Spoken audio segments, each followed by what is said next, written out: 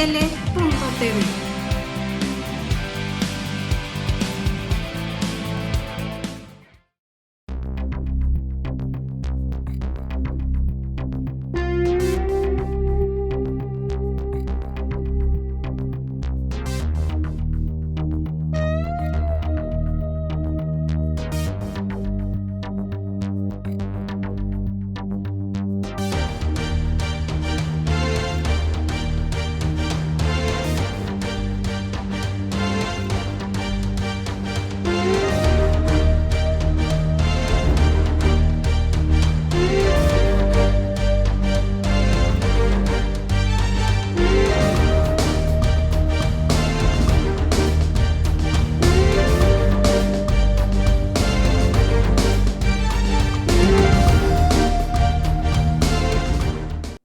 ¿Qué tal amigos? Bienvenidos a su programa Abogados al Día, Data Protección. Un gusto saludarlos ya en esta etapa en agosto del 2019, ya llegando a 2 semanas para llegar a agosto del 2019.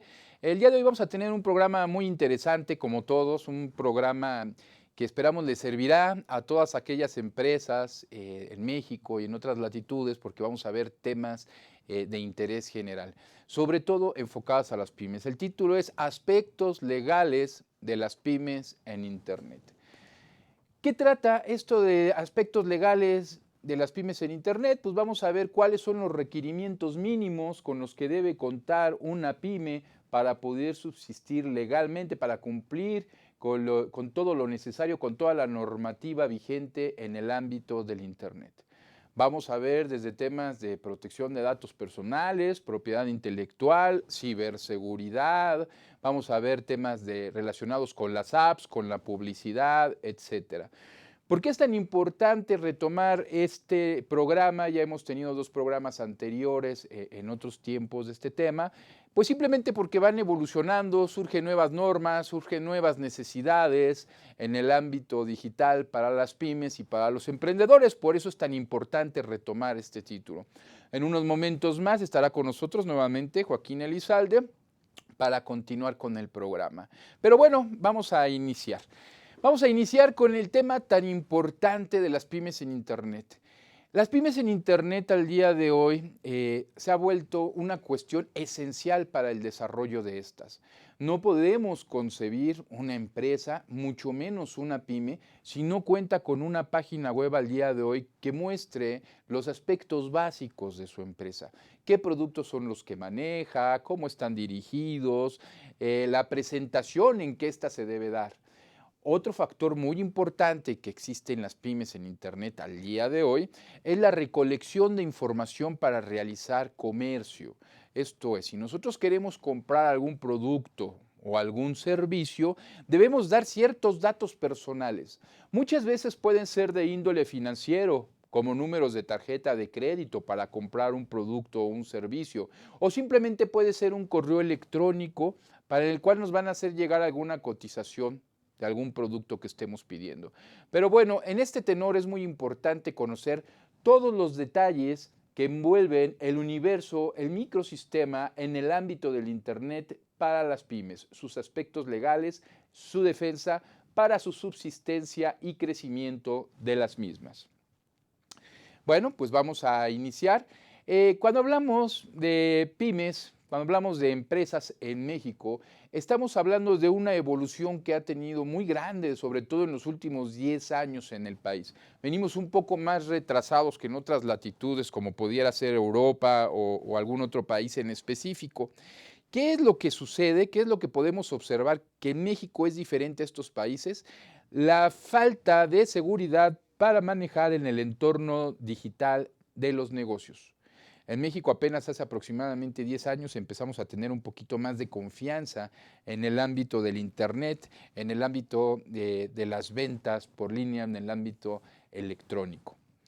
Una empresa en México, como comentábamos en un principio, para poder subsistir, pues tiene que tener su página, pero esta página debe tener ciertas especificaciones, debe contar con cierta regulación, ¿sí? Esta regulación debe cumplirse para proteger no solamente los insumos de la empresa, sino los insumos también de las personas que las visitan, que visitan este portal. ¿Por qué? Porque cuando, como mencionamos hace un rato, cuando visitamos un portal, tenemos oportunidad de adquirir el producto o servicio que se está poniendo a nuestra disposición. Esto por medio de datos, datos bancarios, datos financieros, y tenemos que dejar algún correo o teléfono para poder estar en contacto, en este caso, con la persona que ha adquirido nuestro producto o servicios. Esto está regulado en la protección de los datos personales por medio de la Ley Federal de Protección de Datos Personales en posesión de particulares y su autoridad, el INAI, el Instituto Nacional de Acceso a la Información y Protección de Datos Personales y Transparencia. Esta autoridad es la encargada de velar por la protección de los datos personales de los ciudadanos. Pero bueno, ¿qué es un dato personal? Lo hemos platicado varias veces, lo vamos a retomar de manera rápida. Un dato personal es un dato que nos identifica o nos hace identificable. Es decir, puede ser un nombre relacionado con la edad, el nombre completo, puede ser el Registro Federal de Contribuyentes, puede ser el CURP. Y existen tanto datos personales como datos personales sensibles. Los datos pudiéramos considerarlos como los datos de contacto básicos que van a tener las páginas para contactarnos con nuestros clientes para ofrecerles algún producto o servicio. Estamos hablando de correo electrónico, estamos hablando de los nombres o algún número telefónico. Pero también existe otra categoría de datos que reconoce la ley, que son los datos personales sensibles. Estos son los que afectan la esfera más íntima del titular y que deben tener principal protección. Tipo de datos personales sensibles pueden ser los datos o tipo de una tarjeta de crédito. Como ejemplo, no es lo mismo tener una tarjeta tradicional, a lo mejor tener una tarjeta American Express. Esto identifica el tipo económico o más bien el desarrollo económico que tiene esta persona para poder adquirir algún producto o algún servicio y lo puede poner en desventaja. Otro dato personal sensible, por ejemplo, son los datos de menores. Un menor no podría estar haciendo compras en Internet y también sus datos, por ejemplo, su nombre, su imagen, etcétera, son datos personales sensibles por los cuales vela la autoridad. Otro ejemplo de dato personal sensible dentro de las páginas de Internet que ofrecen estos productos o servicios, serían también todos los datos en sí relacionados, el teléfono, la dirección, el correo electrónico y la tarjeta de crédito. En sí todos deben ser protegidos de la misma manera, con la finalidad que no caigan en unas manos distintas que utilicen estos datos para delinquir o una finalidad distinta para la cual la proporcionamos, que en la mayoría de los casos es para proporcionar algún producto, bien o servicio en el ámbito de las tecnologías de la información. Siendo esto, ¿qué es lo que debemos cumplir? Pues debemos cumplir de manera básica con proteger los datos que llegan a nosotros por parte de nuestros clientes. Es decir, cuando un cliente nos mande algún teléfono, algún correo electrónico de contacto y sus datos de tarjeta de crédito para hacer una compra, estos datos deben estar protegidos de acuerdo a los lineamientos que marca la misma ley, la Ley Federal de Protección de Datos. Es decir, debemos contar con sistemas de seguridad que protejan la información, de disociación de los datos para que una vez que han sido utilizados, estos puedan ser disasociados y no puedan ser relacionados con una persona. Debemos contar antivirus, sistemas de seguridad, almacenaje y sobre todo hacer conocer a los trabajadores de la empresa de la importancia de proteger los datos personales y lo que un mal uso de estos puede llegar a provocar las consecuencias con algún empleado que haga mal uso de estos. Asimismo, el simple hecho de guardar la información cuando nos envían enviado, por ejemplo, información para una cotización, no podemos nosotros tener estos datos almacenados sin alguna finalidad en específico. Entonces debemos dar aviso a las personas para qué serán utilizados sus datos una vez que nos los han proporcionado. Toda esta información se debe ver reflejada en el aviso de privacidad. El aviso de privacidad es el documento físico o electrónico que se pone a disposición de las personas para dar a conocer qué tipos de datos son los que se están recabando y con qué finalidad. Asimismo, en el aviso de privacidad electrónico vamos a conocer la identidad de la empresa, los datos de contrato de la empresa, cómo podemos nosotros la dirección donde se encuentra, cómo podemos hacer llegar o hacer valer los llamados derechos ARCO. Todo esto se encuentra dentro del aviso de privacidad. Pero bueno, ¿qué son los derechos ARCO? Son los derechos de acceso, rectificación, cancelación y oposición que se encuentran o que surgen, están establecidos en el artículo 16 constitucional. Con estos derechos nosotros estamos cumpliendo el derecho de la autodeterminación informativa, el cual se encuentra en la Constitución en el artículo 6º. El derecho de autodeterminación informativa no es otra cosa que el derecho de decidir qué hago con mis datos personales. Los datos personales son míos y yo decido a quién entregárselos y para qué finalidad. Aunque este artículo va encaminado más que nada al sector público, al sector gobierno, pero de igual manera los derechos ARCO deben estar vigentes, deben encontrarse su procedimiento, cómo se van a llevar a cabo en el aviso de privacidad. Ya viendo este tema del aviso de privacidad, todas las empresas están obligadas, cuando van a recolectar cualquier tipo de dato, a presentar antes el aviso de privacidad o en su caso mencionarles dónde lo pueden encontrar para que las personas sepan qué datos se van a recolectar y con qué finalidad. Recordemos que existen diferentes finalidades por las que se pueden recolectar los datos. Las principales y comúnmente se utilizan son para dar precisamente certidumbre a la transacción jurídica que se está realizando, es decir, a la transacción comercial. Si yo quiero comprar un par de tenis en internet a una empresa, bueno, pues me van a pedir mi correo electrónico para enviar el comprobante y el número de mi tarjeta de crédito para poder hacer el cargo a la tarjeta, ¿sí? Bueno, nosotros una vez que damos esta información, podemos solicitar que se elimine para que esa información no quede expuesta, no esté almacenada sin nuestro consentimiento.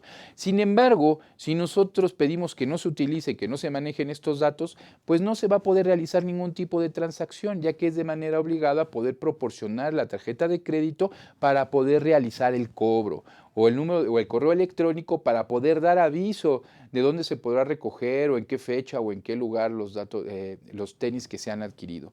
Pero bueno, esto es solamente una parte, porque existen también las finalidades secundarias. Los datos que acabamos de recolectar, pues, con las finalidades, sin las finalidades primarias no puede generarse comercio. Sin embargo, las finalidades secundarias son aquellas que permiten a las empresas promocionar sus productos o sus servicios y no necesariamente están ligadas a la compra-venta del producto o servicio.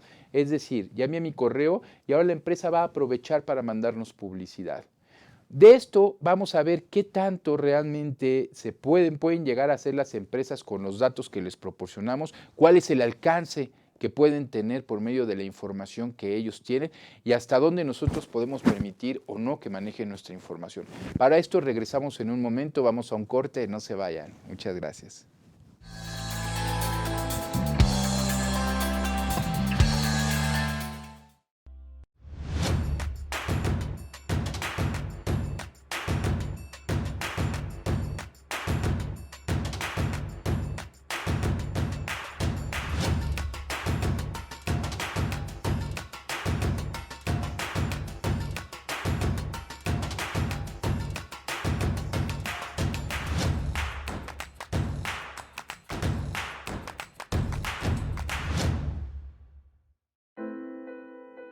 Fue en estas aulas y en estos pasillos que durante más de 4 años y medio tuve la oportunidad de adquirir conocimientos, cultivar buenas amistades y reforzar valores que rigen mi vida. En mi gestión al frente de Jardines de México, trabajando con responsabilidad y honestidad y en conjunto con un grupo multidisciplinario, hemos podido colocarnos como un punto emblemático del estado de Morelos y llegar a ser reconocidos como el jardín floral más grande del mundo. UNILA es más. Visita unila.edu.mx y conoce nuestra oferta académica.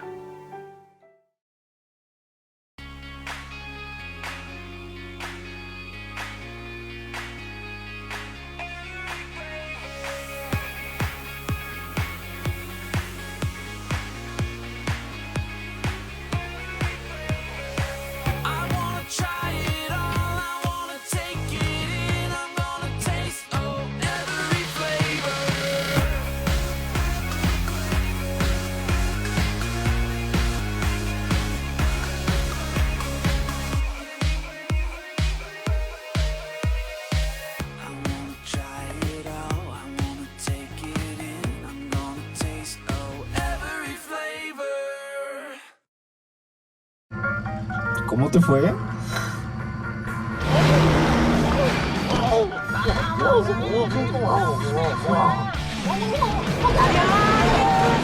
Entonces estás agotado.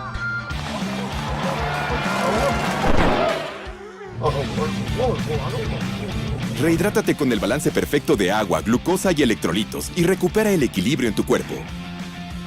Electrolit, hidratación total, científicamente hidratante. Consulta a su médico.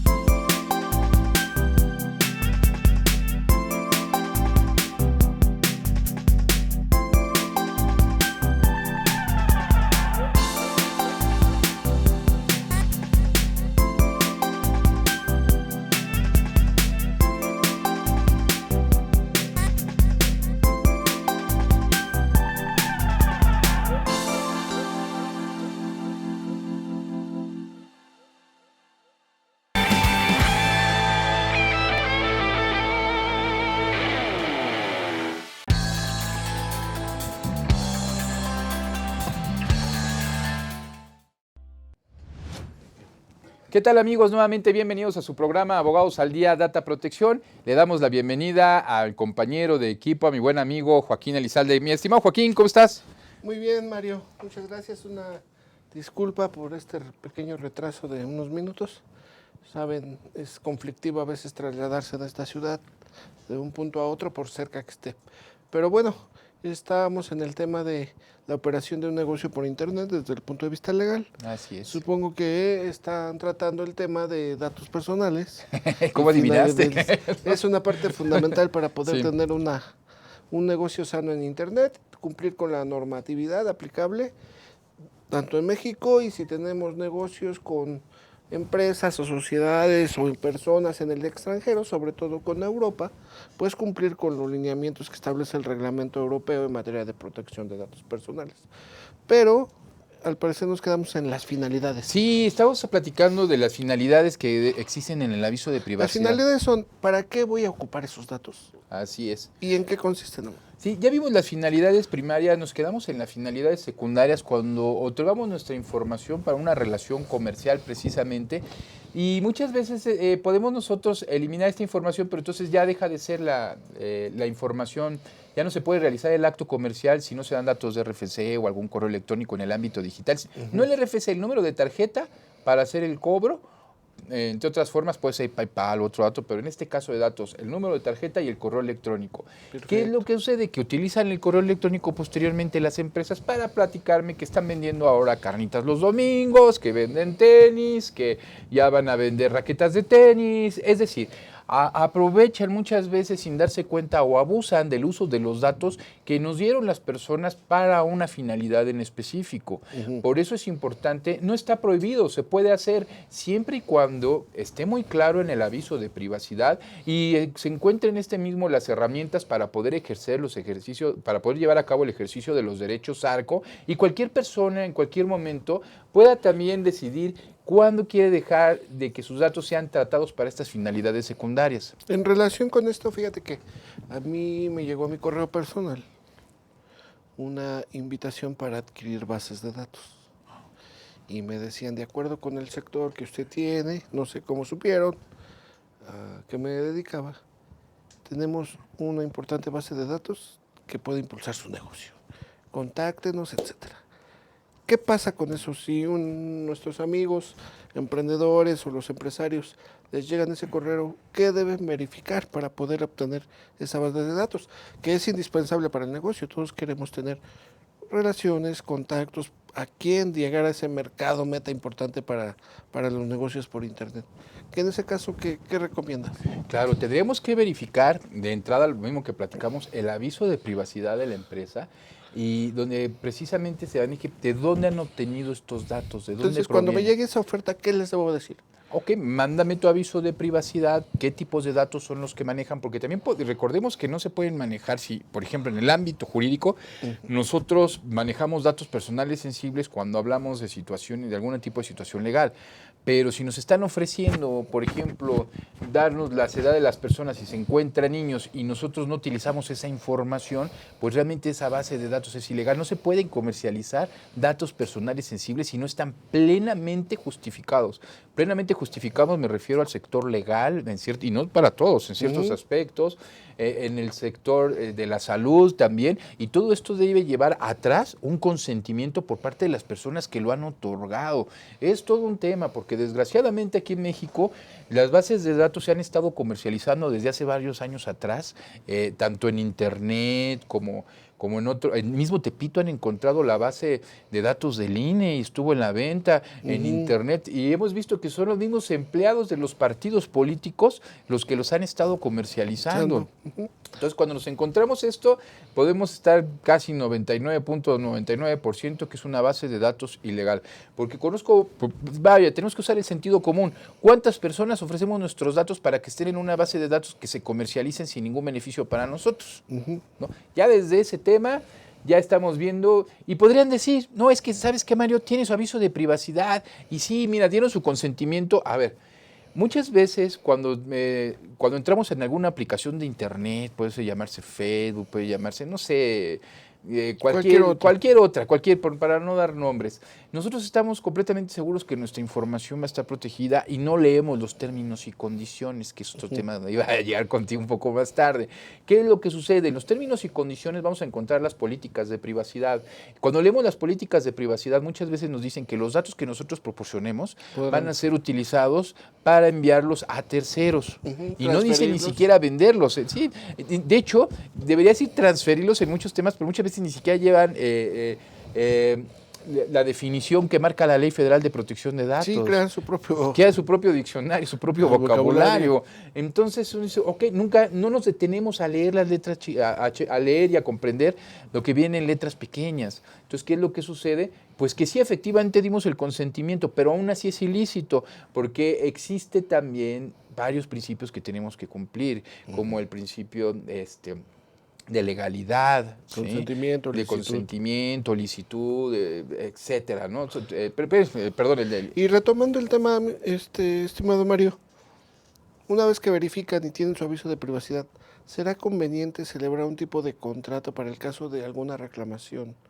Quien me suministró los datos pueda sacarme a salvo y en paz de cualquier conflicto. No es posible, porque quien adquiere una base de datos, cuando transferimos los datos a un tercero, independientemente que no esté bien definido en la ley, etcétera, tenemos que darnos Asumimos cuenta la que calidad de responsable y no le estamos quitando esa calidad a quien nos lo entregó. Lo que sucede es que ya hay dos responsables. Claro, primero la autoridad va a señalar a la persona que estuvo comercializando las bases de datos, pero van a llegar a las personas que los adquirieron y dieron uso, que a fin de cuentas es un tratamiento sin tener una real autorización por parte de las personas. Pero sí sería recomendable de cualquier manera, eso no nos excluye de responsabilidad, pero sí de repetir contra la persona que nos hizo la transferencia. Sí, claro, sobre todo porque, y haces muy bien, en el ámbito del internet es muy difícil, si uno no conoce un abogado que sepa de manejo de prueba digital, de esas cuestiones que nosotros sabemos que desgraciadamente no todos los abogados están actualizados en estos temas. ¿Qué es lo que sucede?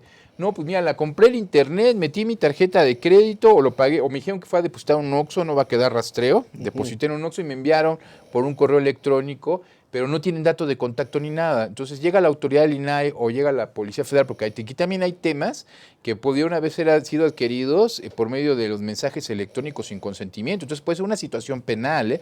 Aquí hablamos de un delito en el ámbito federal, de un delito en el ámbito local y de un delito del ámbito administrativo como puede ser en el INAI. Sí. Entonces, viendo esto, puede haber sido proporcionado sin consentimiento de la persona. Quien te vendió el producto pues, se va a lavar las manos porque no tienes cómo contactarlo, simplemente viste una página de internet, depositaste y te llegó, entonces van a ir sobre ti. Entonces lo que tú dices es un excelente punto para identificar quién es el principal responsable que ha estado distribuyendo esta información. Debe existir algún documento que antecede, un documento con el cual pueda configurarse la relación comercial que hay entre los pares, ¿no? Ok. Porque caso contrario, el único responsable y toda la carga de la prueba, la carga de la ley, va a ser precisamente con quien lo adquiere. Que aún así se puede hacer algo, pero tú sabes muy bien, son procedimientos costosos, prácticas Largos. forenses, determinar, y aún así muchas veces existen IP dinámicas y eso aún más difícil porque, bueno, cuando la gente se dedica a esto sabe que ya está haciendo algo mal, entonces cuando utilizan las páginas electrónicas para vender estos productos o servicios, llegan a utilizar herramientas para que no sean identificados como las IP dinámicas. En algunas partes del mundo dicen que la IP es como tu huella digital, aquí hemos platicado que no es cierto, esto era antes, ya existen ahorita los procedimientos para poder engañar y que el IP no sea exactamente el que hace referencia a una persona en específico. Exactamente. Sin embargo, pues la necesidad de comercializar productos en Internet hoy es superlativa. Entonces sí debemos cuidar estos aspectos. Existe un riesgo que hay que minimizar con nuestro contrato, saber a quién compramos bases de datos y una vez que tenemos la base de datos, cuidar y tener nuestro propio aviso de privacidad, que no es lo único para la protección de datos, pero es el, digamos, el primer escalón, ¿no? Definitivamente. Y en ese aviso de privacidad están las finalidades primarias y secundarias. Y continuamos con esta parte. Sí, mira, hay algo durante muchos años, de hecho yo también en algún momento lo ya comenté, el aviso de privacidad es la punta del iceberg porque nos muestra, pero esto ha sido repetido en otros foros y otras personas también lo decían con anterioridad, yo lo tomé, pero ha sido interpretado de diferente manera. Dice, no, es que el aviso de privacidad no sirve de nada. Sí, mientras tengamos un excelente sistema de gestión de protección de datos, sí, siempre y cuando sea para comprobar la seguridad de la información con la empresa, porque ojo, el aviso de privacidad claro que sirve y claro que es importantísimo, porque ahí es donde nos van a estar los datos para ejercer los derechos ARCO por parte de las personas que ya vimos en el inicio del programa. Lo que pasa es que al día de hoy, con el tema que hemos tocado del iceberg y que la parte de arriba, ¿no?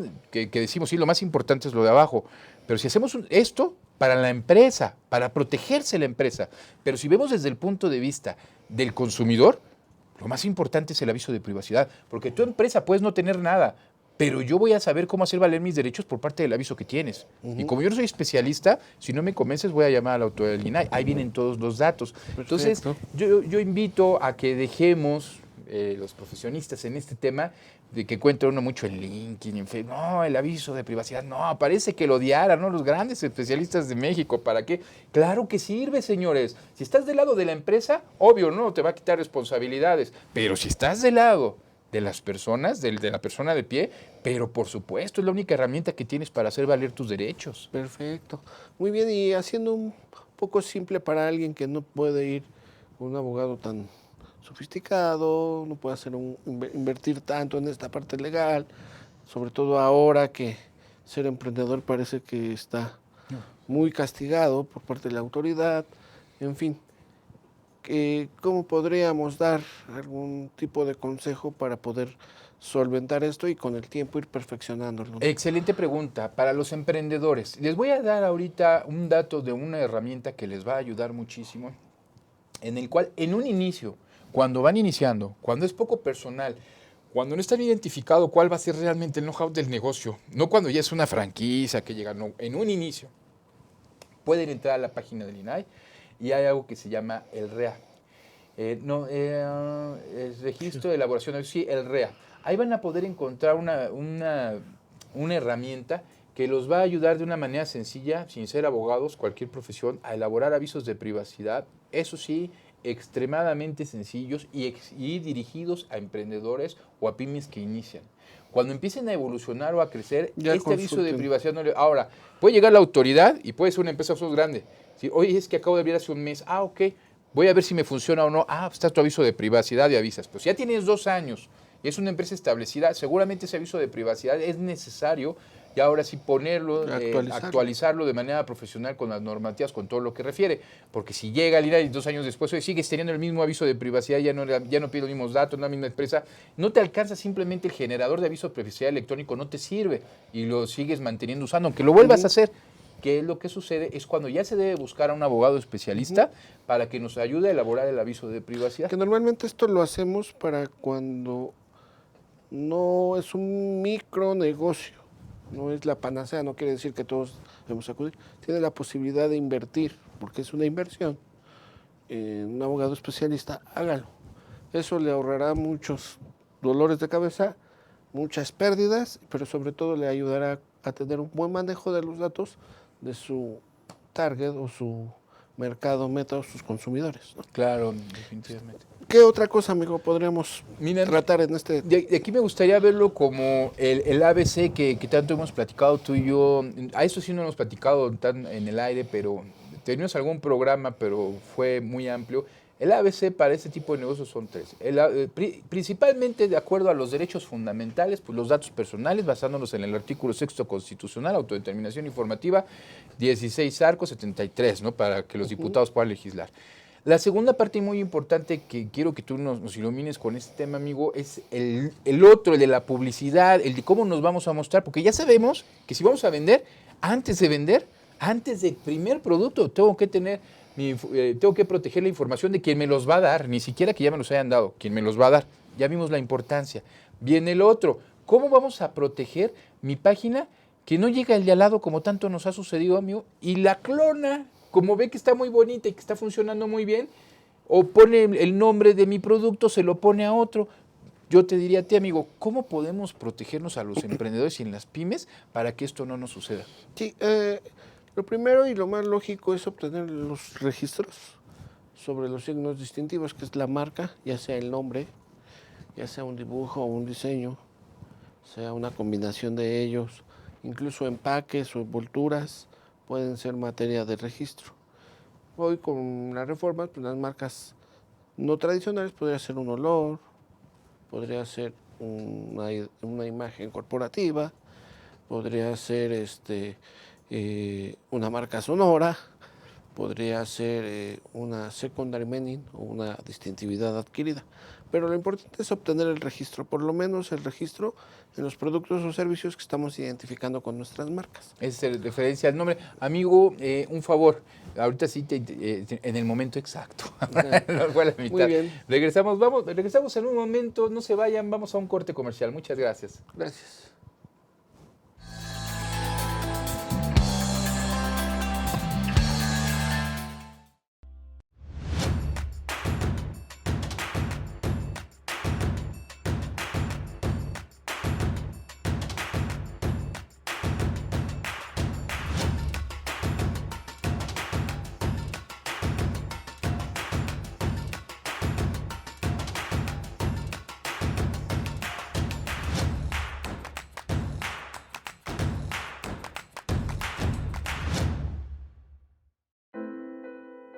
Fue en estas aulas y en estos pasillos que durante más de 4 años y medio tuve la oportunidad de adquirir conocimientos, cultivar buenas amistades y reforzar valores que rigen mi vida. En mi gestión al frente de Jardines de México, trabajando con responsabilidad y honestidad, y en conjunto con un grupo multidisciplinario, hemos podido colocarnos como un punto emblemático del estado de Morelos y llegar a ser reconocidos como el jardín floral más grande del mundo. UNILA es más. Visita unila.edu.mx y conoce nuestra oferta académica.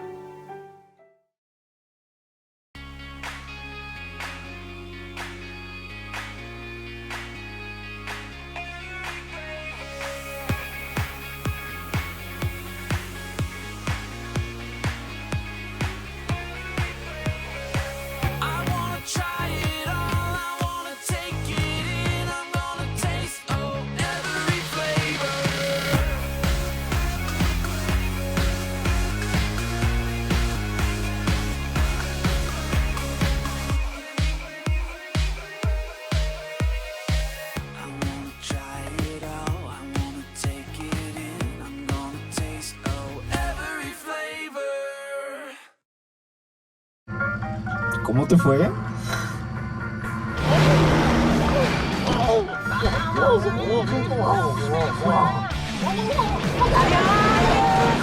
Entonces estás agotado.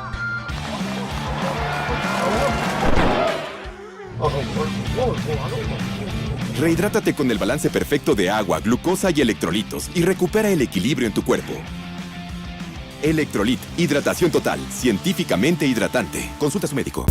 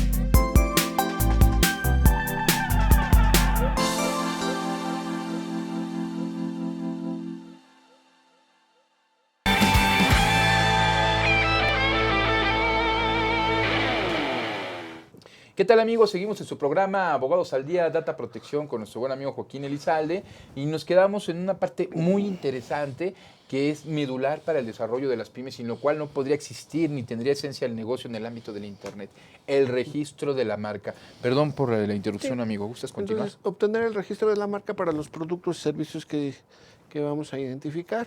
Hay una clasificación internacional, que es la clasificación de NISA, donde se establecen los tipos y productos a los que le asignan un número y será el número de productos o servicios que vamos a identificar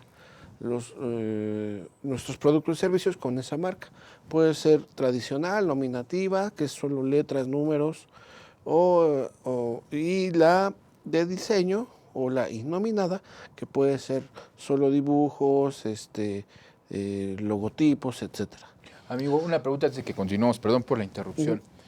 ¿Qué pasa si yo primero voy a ver si pega mi negocio y luego lo registro? ¿Qué dirías en No, ese caso? yo considero que deben registrar la marca incluso antes de divulgarla. Esto porque eventualmente en la práctica de Internet y en general siempre ha sido un fenómeno de la piratería, quien está viendo qué marcas son exitosas o qué marcas tienen potencial para ser exitosas y ellos obtienen el registro. Al principio no dicen nada, se mantienen oscuros y cuando ven que un negocio despega es cuando llegan las reclamaciones y las demandas a través del INPI.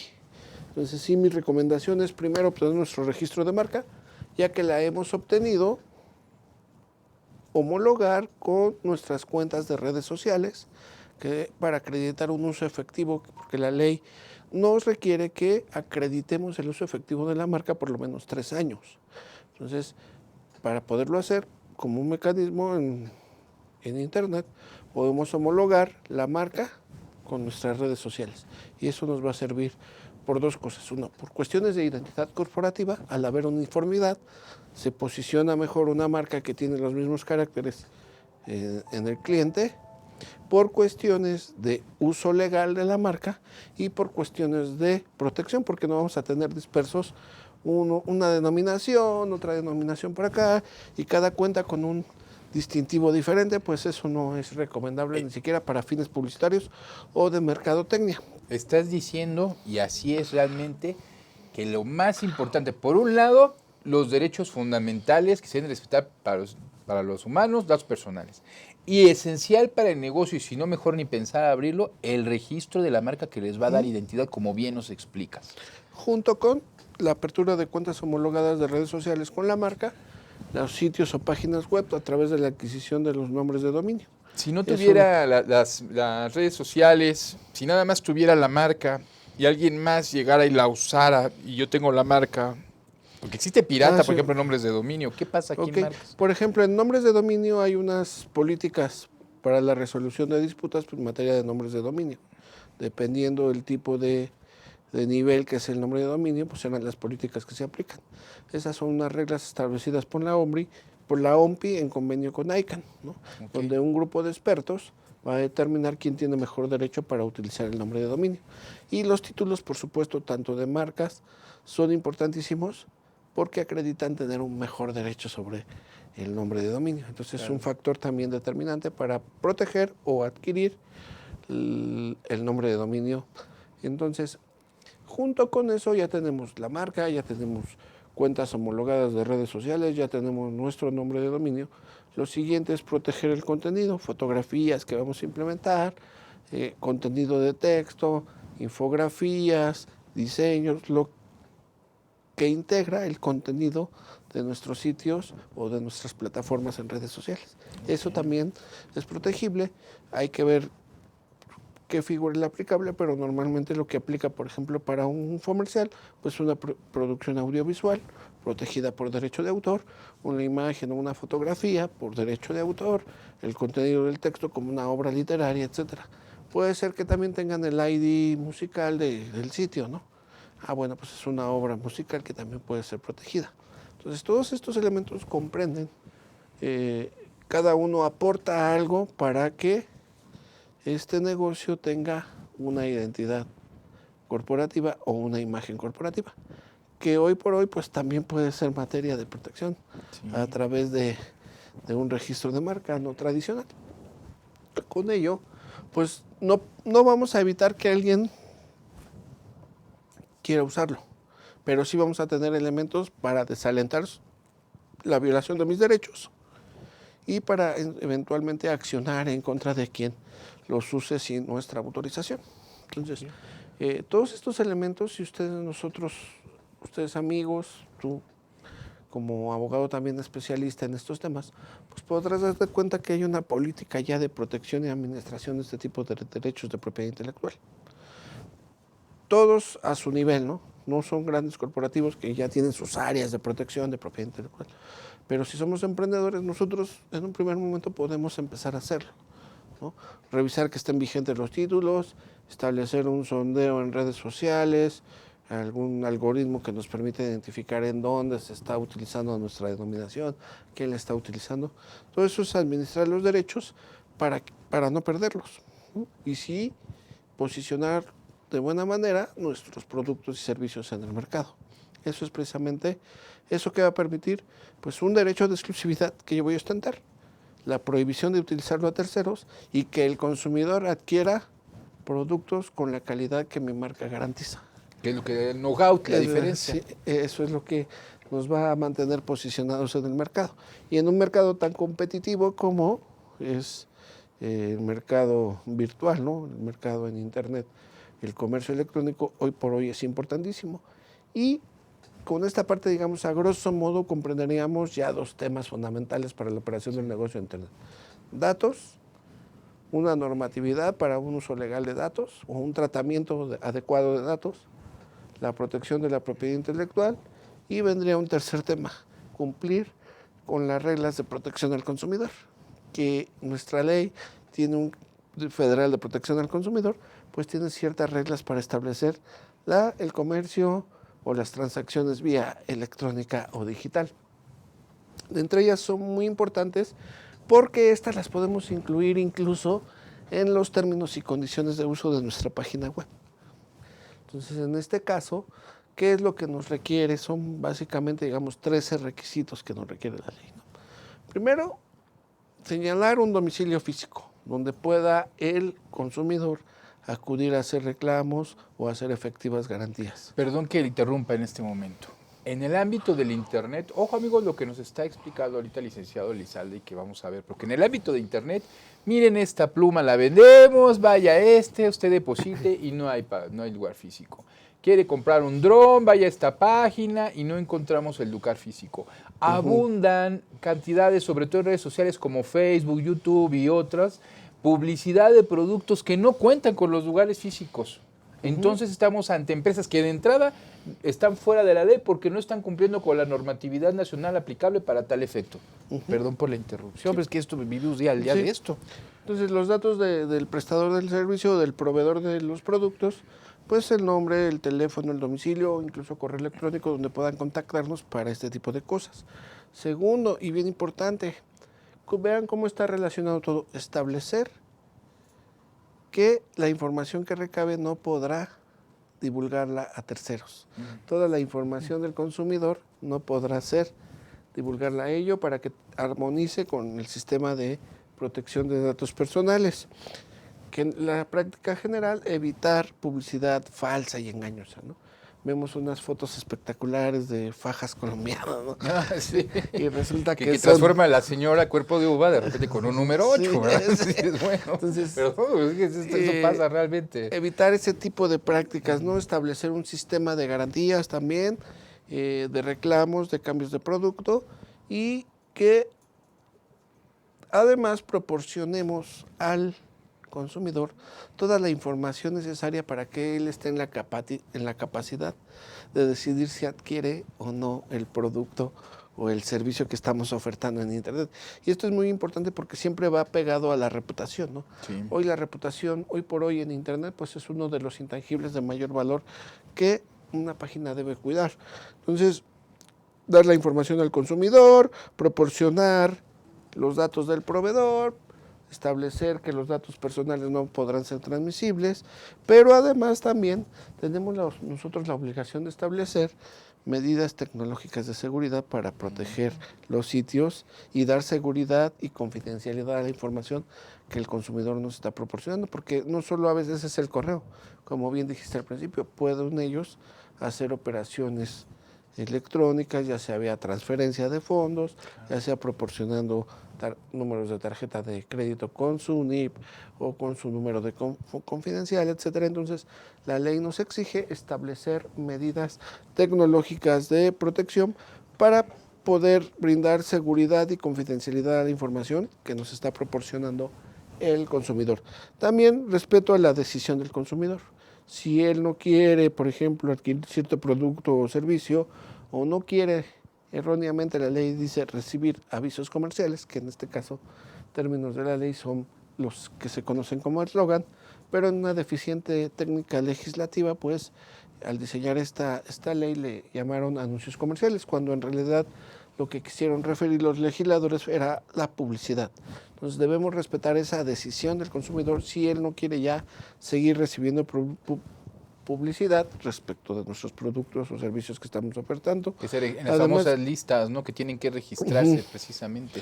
entonces, establecer estrategias de venta claras y precisas para el consumidor, para que sepa cuándo nos da sus datos, qué es lo que vamos a hacer con la información, si va a querer recibir información, si no va a querer recibirla, qué características tiene un producto o servicio, qué cualidades tiene, cómo se lo vamos a hacer llegar. Y esto en relación a la evitar comerciales o prácticas engañosas. Pero además, en el caso de consumidores que se consideren como vulnerables o población vulnerable, establece la Ley Federal de Protección al Consumidor, pues establecer ciertos mecanismos para su protección, ya sea invidentes, un mecanismo para que ellos puedan conocer la información a través de un lenguaje que puedan comprender, o ya sean menores o un sector vulnerable de la sociedad que pudieran ser cierto tipo de personas con capacidades diferentes. Entonces, todo eso lo debemos establecer en nuestra página o en nuestro sitio de internet. Y con ello, pues estaremos dando cumplimiento a la normatividad en materia de protección al consumidor para operaciones electrónicas. Debemos tener cuidado también en las transacciones o en las operaciones electrónicas que realicemos, ¿no?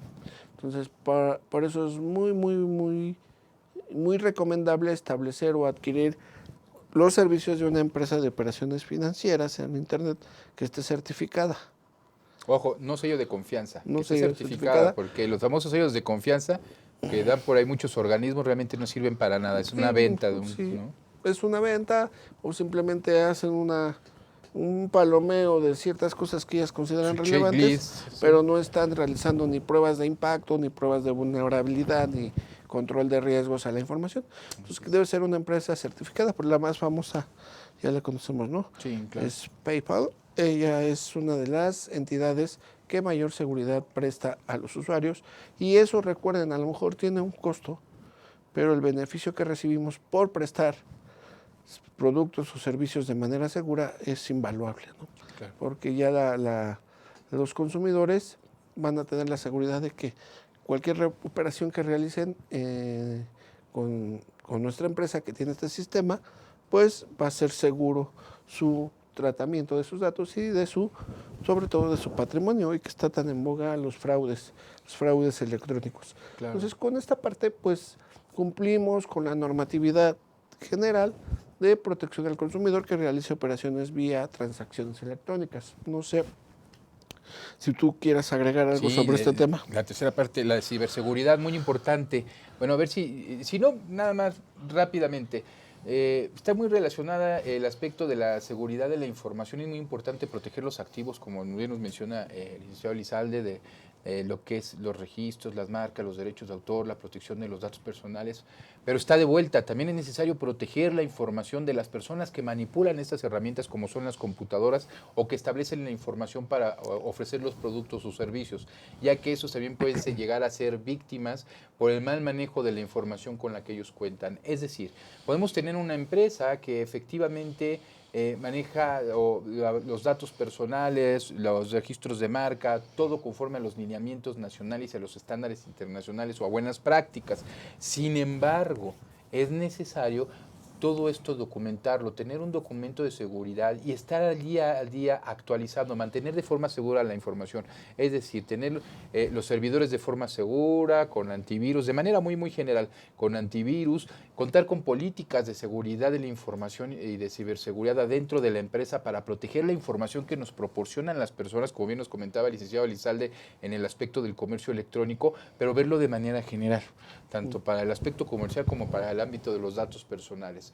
Todo esto tiene que estar revisado día a día, tienen que estar capacitados los empleados de la importancia de la seguridad de la información que ellos manejan, porque son los activos con los que va a subsistir, con los que se va a desarrollar la empresa. Sin estos datos, pues no tenemos negocio que hacer. Básicamente es esto, tenemos que contar con un documento de seguridad que ya haremos un programa exclusivo, ¿qué te parece? Les prometemos, amigo, para el próximo mes vamos a realizar un programa exclusivo donde vamos a establecer cómo generar un documento de seguridad, desde microempresas hasta grandes empresas. Pero bueno, esto ya será motivo de otro programa. Muy bien, amigo. Pues con esto cerramos el programa de hoy. Amigo, pues te agradezco mucho. Reitero mi disculpa de no llegar a tiempo, pero les agradecemos mucho, sobre todo a ti. Gracias, amigo. Muchas gracias Muy amable. por acompañarnos en este programa. Nos saludamos el próximo martes con el tema de mecanismos de ciberseguridad. El próximo martes tenemos aquí a Ernesto Villanueva y a Hilda Nucci. Son grandes abogados expertos en materia de transparencia. Va a estar muy interesante, amigo. Veamos la materia de transparencia tan importante hoy, que hay muchos cambios en nuestro orden jurídico. Gracias, amigos. Nos saludamos el próximo martes. Hasta luego.